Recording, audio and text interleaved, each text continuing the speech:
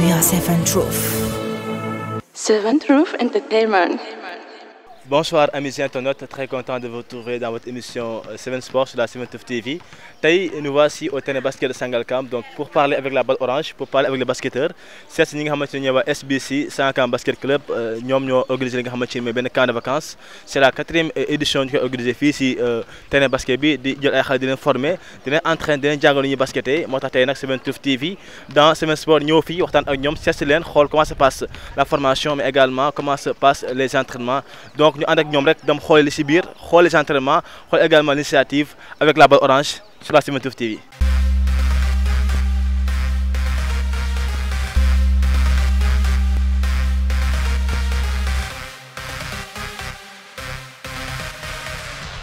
maa ngi tudd Babacar Fall man maa ngi dëkk côté pharmacie bi noonu ci biir kër gi foofu laa dëkk quoi. Sangalkam. waaw Sangalkam. Ok yow kañ nga commencé di basket. man 2017 2018 quoi. waaw. camp bi tey yaa ngi door ñëw ci camp bi ren wala yàgg nga ñëw fii. non man yàgg naa fi de. waaw def naa ci camp yi xaw ma ñaari at quoi. ok yow lan moo dugg ci basket lan moo tax nga choisir basket football baa ngi fii bëri bi yow nga ne basket nga bëgg a def fu la nga choisir basket. parce que moom laa bëgg moo tax ma ñëw ci basket. waaw ok. sa passion la quoi. waaw. kan mooy sa idole kan mooy ko xamante ni moom nga bëgg ci basket di ko suivre te nga bëgg mel ni moom kan la. kan man James. waaw wala Kaay. waaw. ok ba nga commencé ñëw football léegi yàgg na quoi loo jàng fii ba nga ñëwee loo jàng. bondel lañ ma jàngal. après boo bondelee dem jouer ji match yooyu. mokkal nga bu baax. waaw sama diri waaw kay. ba mu passé nga joué. kan man meneur. meneur nga quoi. waaw. est-ce que ay nga est-ce que waane nga est-ce que doj nga yow. waaw kay. lan mooy sa rêve ci basket bi. kan man sama rêve waaw. bëggoo jouer par exemple équipe nationale bu Sénégal. ankay. waaw rêve la. bëgg naa ko kay. yaa ngi seetaan basket bi. waaw kay maa ngi koy seetaan kay. noo gisee basket bi au niveau national. ñoom ñu ngi góorgóorlu bu baax di dem ay match di toj yooyu noonu quoi. lan ngay wax waa Sangalkam Basket Club ñoom ñi nga xamante ne ñoom initiative bi dafa nekk camp de vacances pendant les vacances.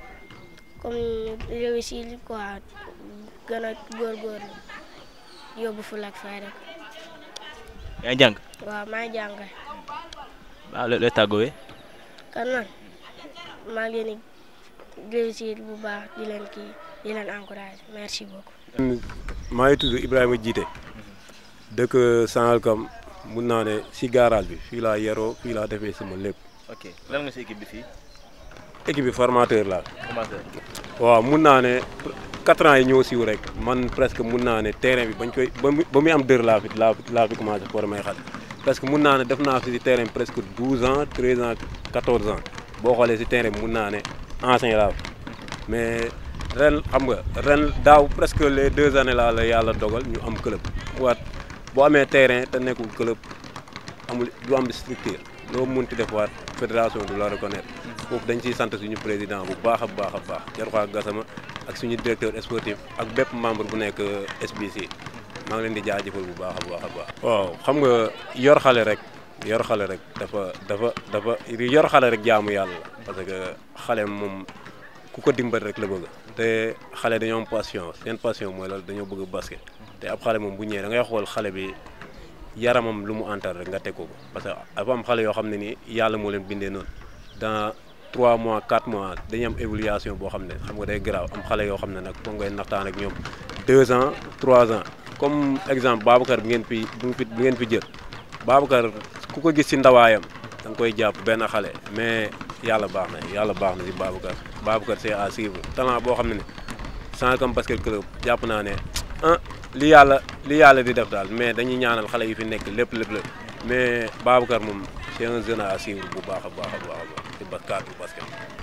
waaw tey équipe bu Sangalkam Basket Club boo xoolee mun naa ne 70% yi fi nekk lépp sama loxo lañ jaar boo xoolee ñi nga xam ne ni juddoowuñu fii ci terrain bi jàngeewuñu ci basket ci terrain bi soo xoolee ci 12 yi ñu convoqué du passé 5 kon loolu sant yàlla bu baax a baax si côté senior bi nag laay wax mais beneen catégorie bi ñi nga gis ñi basket si beneen catégorie bi surtout côté fii lépp si man lañ ñëpp si man lañ jaar ba yàlla def tey ba ñuy compétir petite catégorie minime mooy ñoo Nabo ak ñoo Saladji.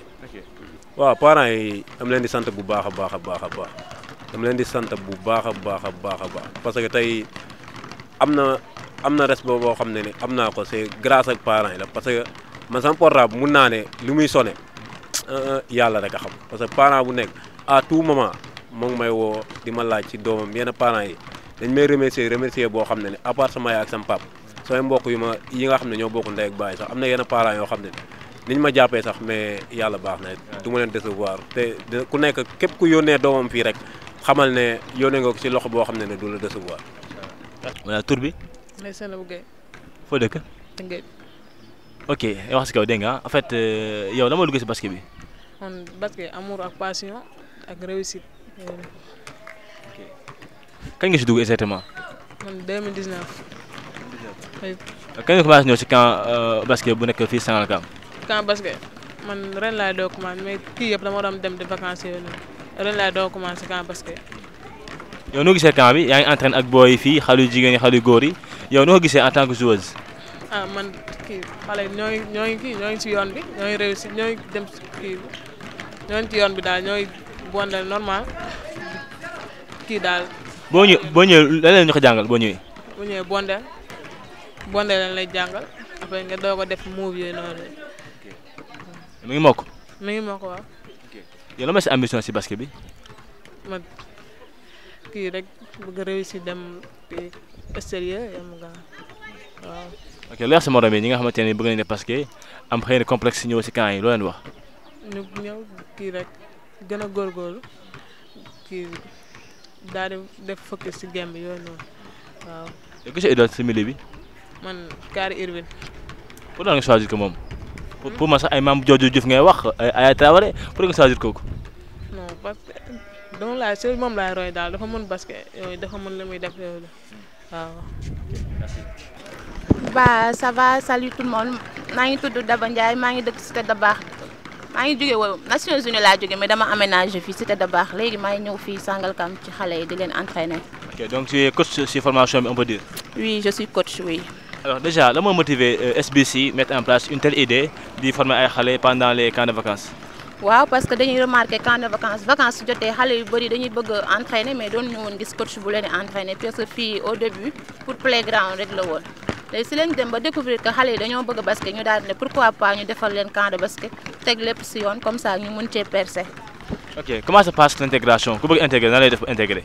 waaw ku bëgg a intégrer da ngay ñëw fii nga inscrire c'est à 5000 francs l'inscription ak 5000 francs le maillot ça fait 10 000 francs amul mensualité comme ça nga commencer à entraîner de 16h à 18h30. tous les jours.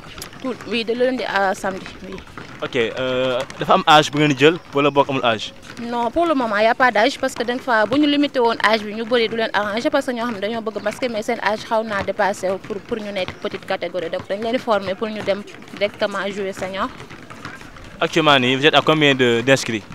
waaw nous sommes à plus nga ne ëpp nañ plus d'une cinquantaine ak minime fii ñoom elles font partie du club donc elles ne sont pas inscrites mais elles entraînent quand même elles s'entraînent oui.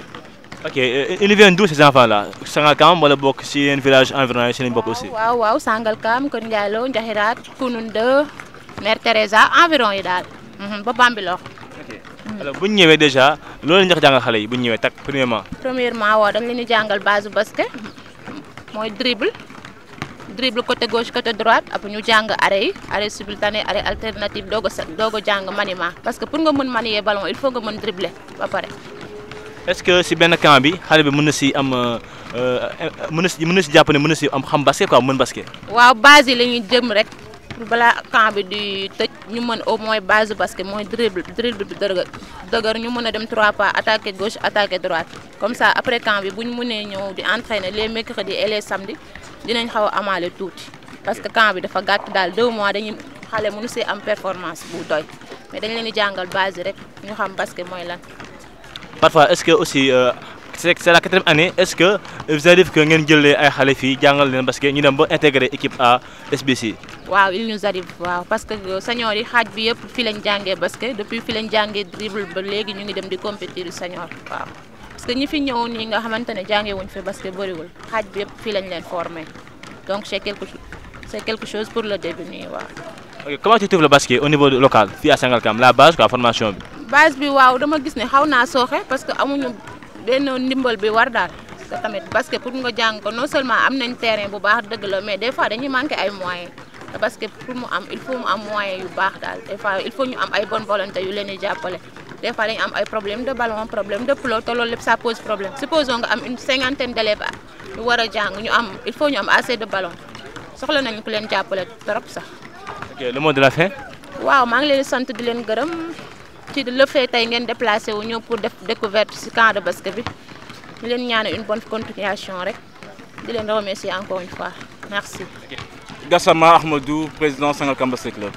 Écoute, Fodé, c'est la 4e édition du club. Hein. Plus d'une dizaine d'éditions depuis que le terrain est instauré à Sangalkam, en 2007. Donc là, c'est renforcer les capacités, initier les jeunes à la pratique du basketball, mais aussi les maintenir loin de tous les méfaits de la vie, quoi. Donc voilà, on est en collaboration aussi avec les amicales des étudiants. Eux, ils font leur cours le matin et l'après-midi, les jeunes ils sont au terrain de basket. Donc ça permet aux parents de pouvoir avoir l'assurance que les enfants sont dans de bonnes conditions de sécurité, quoi, pendant les grandes vacances scolaires. Voilà. Donc ça fait la 4e édition que le club organise ça.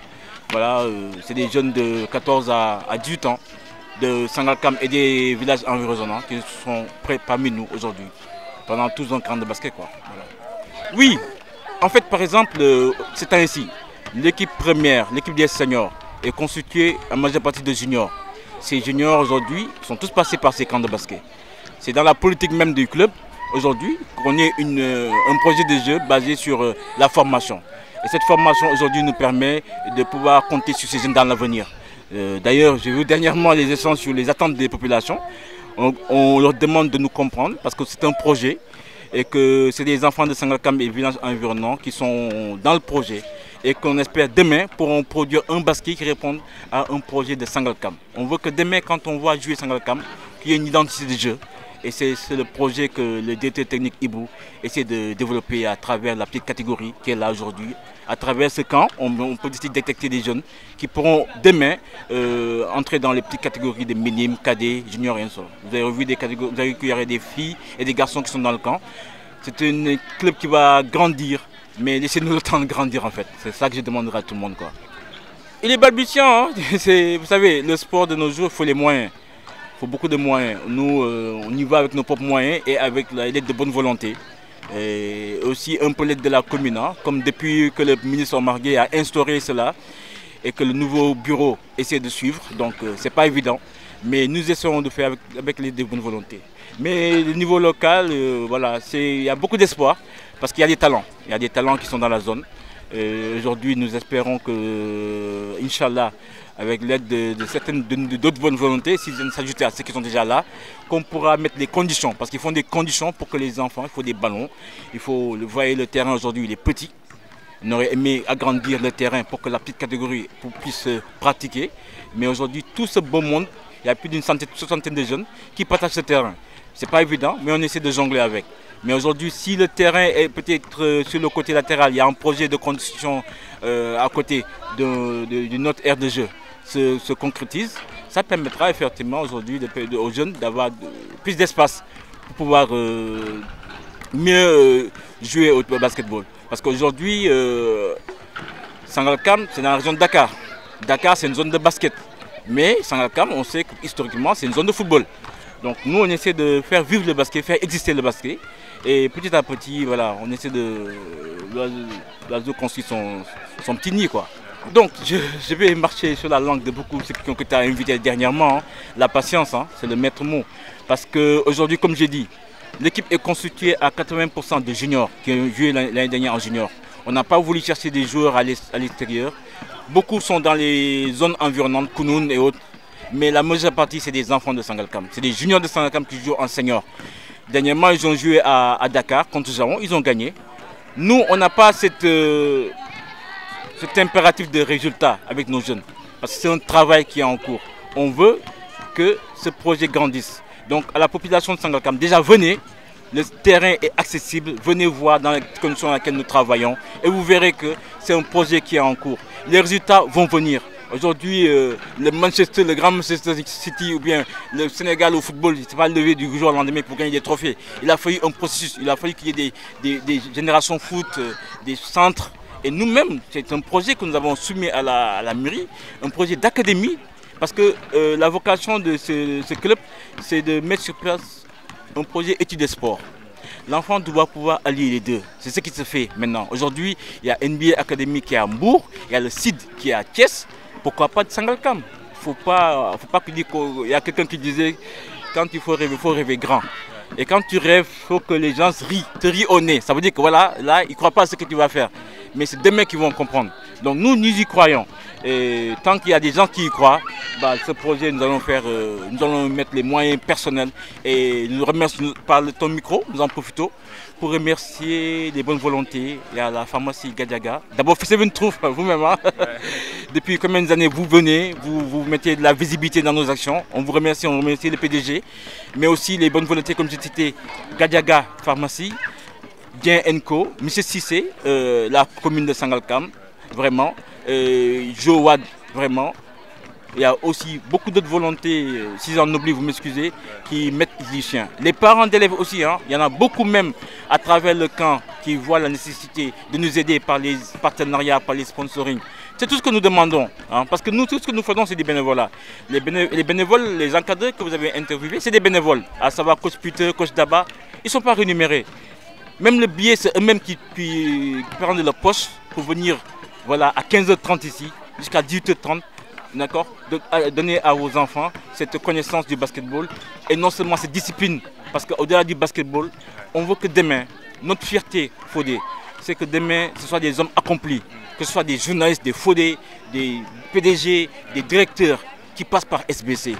Parce que tout le monde ne peut pas devenir un grand basketteur à la NBA et autres, mais à travers le basketball, c'est une discipline que nous voulons instaurée, c'est une discipline que nous voulons impliquer à nos jeunes et nous sommes sûrs que si tout le monde y vient, il met du sein, si tout Sangalkam et environ croient en nous, viennent nous retrouver au terrain, on pourra y arriver. Parce que ce n'est pas seulement Diaroha, Yanko Bassa, Fodé et autres qui pourront supporter ce projet. C'est toute la population.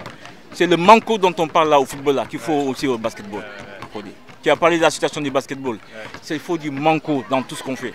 Il faut que tout le monde sache que la porte n'est pas fermée, elle est ouverte. Nous ne sommes que des dirigeants, des bénévoles qui sont là pour encadrer, pour que le club puisse participer à des compétitions, qu'il y ait un récépissé qui rénove aux normes. C'est juste ça. Mais c'est aux gens de venir, de nous soutenir et de croire au projet. C'est tout ce que je vais dire à la population de Sangalkam. Je les remercie parce que dernièrement, j'ai vu que vraiment, à travers les lives que nous faisons, il y a un suivi de ce que nous faisons. Et ça nous fait du baume au cœur. Nous, on ne demande pas de grandes choses. Hein. On met de nôtre, mais on ne demande pas de reconnaissance ni de merci. On veut juste qu'on puisse parler de Sangalkam quand on parle de basket au niveau du Sénégal, Inch'Allah. Merci beaucoup, président. Merci Fodé, vraiment. Je me tenais à personnellement te remercier, à remercier ton équipe. C'est pas évident. C'est un sport qui est nouveau dans la zone de Sangalkam. C'est vrai qu'on ça fait 4 ans que le club existe, mais c'est nouveau dans la zone de Sangalkam. Ce que vous faites donne la visibilité. Ce que vous faites permet à d'autres sports, au-delà du football, il y a les arts martiaux et autres, il y a l'athlétisme. Vraiment, c'est une trouve, c'est quoi, c'est canon. Merci beaucoup. Voilà, mon gars, on a entendu les formateurs, coach Peter et Daba. Également, joueurs qui ont une ambition, mais également une appréciation avec le camp de basket SBC. On a également entendu le président Diaroha Gassama qui a parlé et qui a lancé des messages très forts à l'endroit des populations, des autorités, mais surtout des sportifs de Sangalkam. Mon gars, Seven Sport, il faut nous faire un basket break. Une découverte avec le camp de vacances SBC organisé. On est à la 4e édition donc, de cette magnifique formule qui intéresse vraiment les sportifs parce que ça aide à la formation. On sait que qui dit club dit formation. Je pense que nous tous ensemble on va travailler pour permettre à SBC d'avoir un bon réservoir de joueurs. J'étais avec au niveau de la technique qui est Goss et également Fanta. Un grand merci à vous. Donc rendez-vous très bientôt Inch'Allah pour un autre numéro. Entre temps on laisse la balle orange donc faire son son li nga xamante ni mooy mbiram donc voilà on est ensemble je laisse la balle orange donc jouer sa passion rendez-vous très bientôt inchallah pour notre numéro de Sen Sport.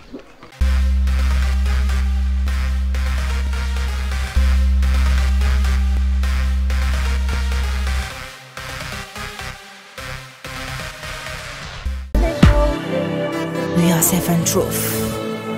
Seven Truth Entertainment.